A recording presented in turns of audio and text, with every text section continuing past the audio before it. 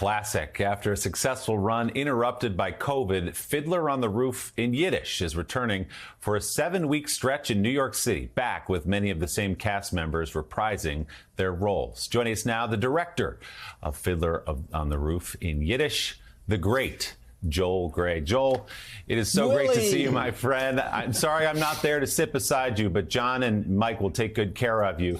How exciting that the show is back and how relevant it remains today, perhaps even more so than when you had it out in 2018. Yes, and when you look at the papers and the Ukraine, and that's where this play began.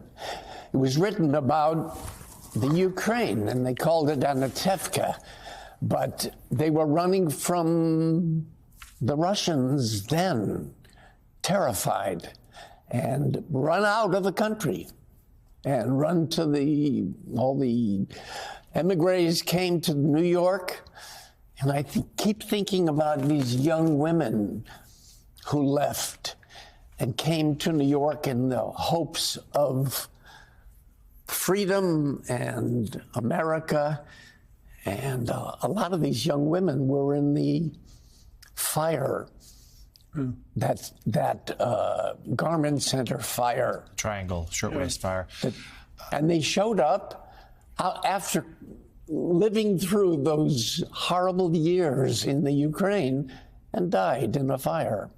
So, Joel, also tell us this moment comes as anti-Semitism is on the rise here in the United States and around the world. High-profile figures espousing these views, also some terrible crimes committed in their name. Talk to us about what that means to you and why this production is so important now. Well, it's the sort of thing that's terrifying every time it raises and lifts its ugly head.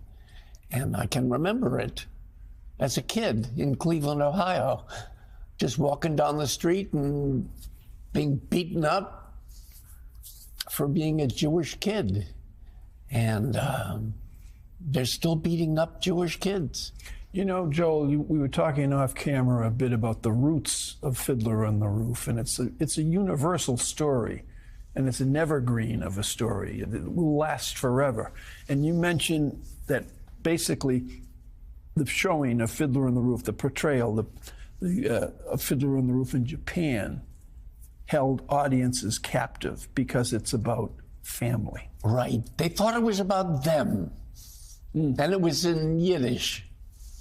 How does that work, by the way, here in Yiddish? I mean, we have subtitles above the stage, on the sides, and subtitles in English and in Yiddish and in Russian.